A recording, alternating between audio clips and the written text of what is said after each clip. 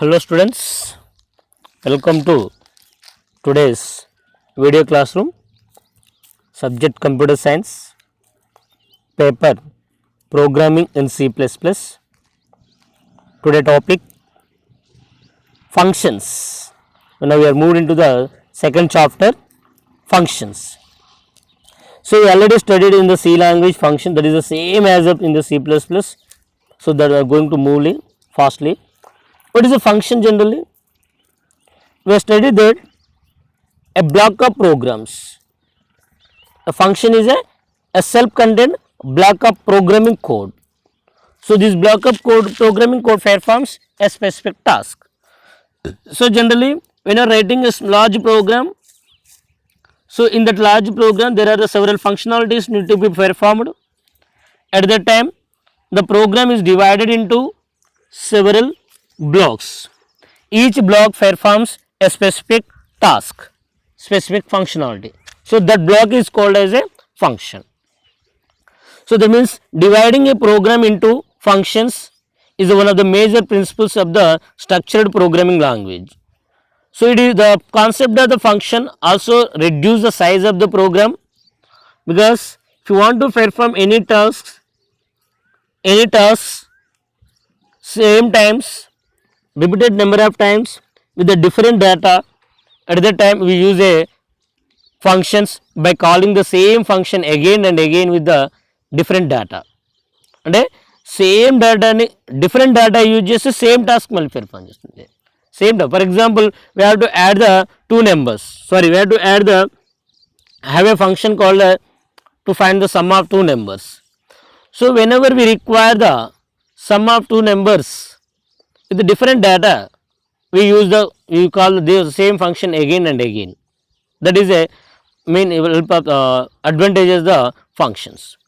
Next, how to create a user defined function. We have studied that in C language functions are two types: built-in functions and user defined functions. And built-in functions are the functions that are defined by the program C developers or C++ developers. User defined functions are the functions that are developed by the programmer. Now we will see what things we have to do to develop a program. So if you want to develop a C function in C++, it involves the three things. One is function prototype, function definition, function calling. What does the first we will see function prototype. So generally in C language there is no function prototype. C++లో function prototype add చేసిన తర్వాత మళ్ళీ C లాంగ్వేజ్లో present వర్షన్లో C లాంగ్వేజ్లో function prototype ఉంది. స్టార్టింగ్లో C language develop చేసినప్పుడు దాంట్లో ఫంక్షన్ ప్రోటోటైప్ లేదు. ఇన్ C++లో ఫంక్షన్ ప్రోటోటైప్ యాడ్ చేశారు. So function prototype C++ develop అయిన తర్వాత న్యూ ప్రజెంట్ వచ్చేటటువంటి C లాంగ్వేజ్లో కూడా ఫంక్షన్ ప్రోటోటైప్ ఉంది. Same discussed in the C language also. So the function prototype is one of the major improvement added to the C++. So generally what does the function prototype? Function prototype is the declaration of the function. Generally the function definitions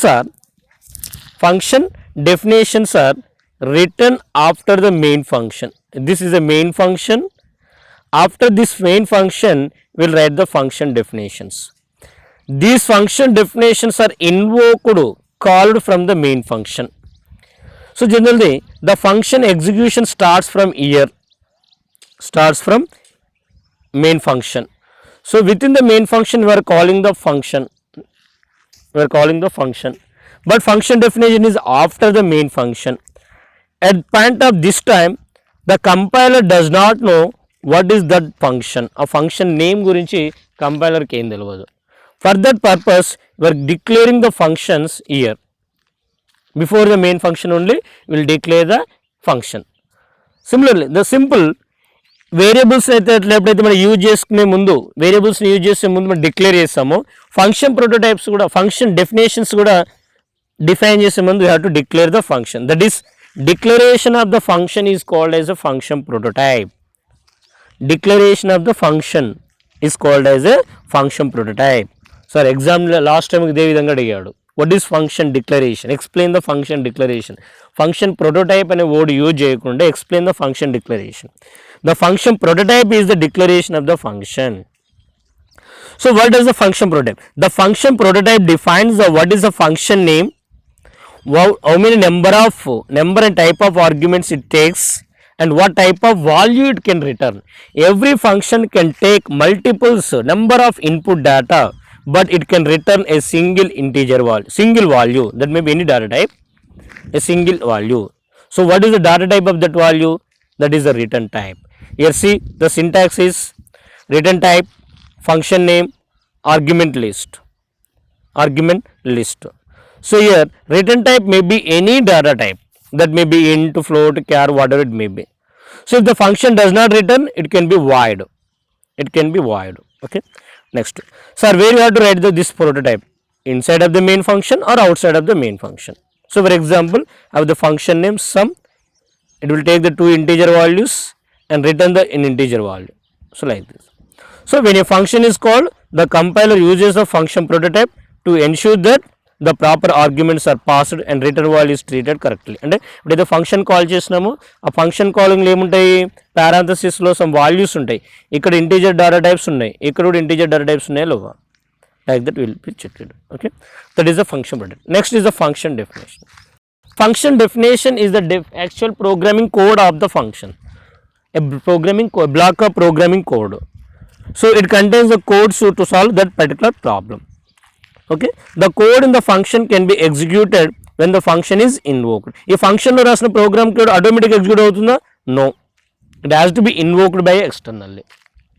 Next, when the function definition must contain a keyword called as a return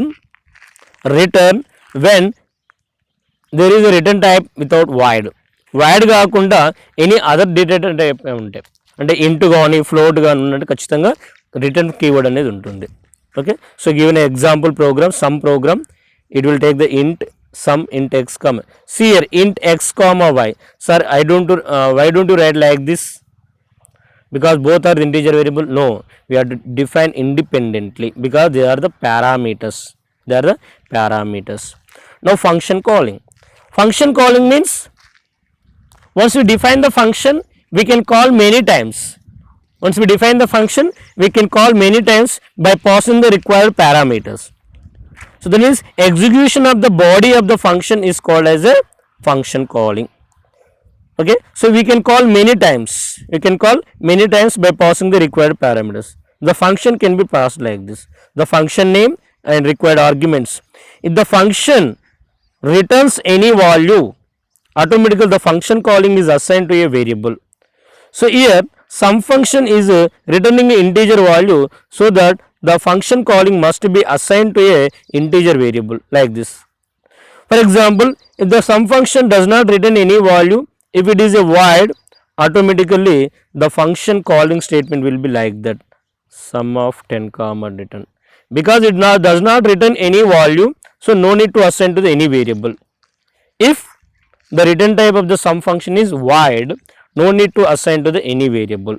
If the return type of the function is any data type, we have to assign the function calling to the particular data type. So this is a function. So given the same program here to find the sum of two numbers program with the function concept. Okay, so this is a function. This is already discussed in the C language. So tomorrow we will discuss about the passing data by value and reference variables, default arguments that are new to the C++. Okay students.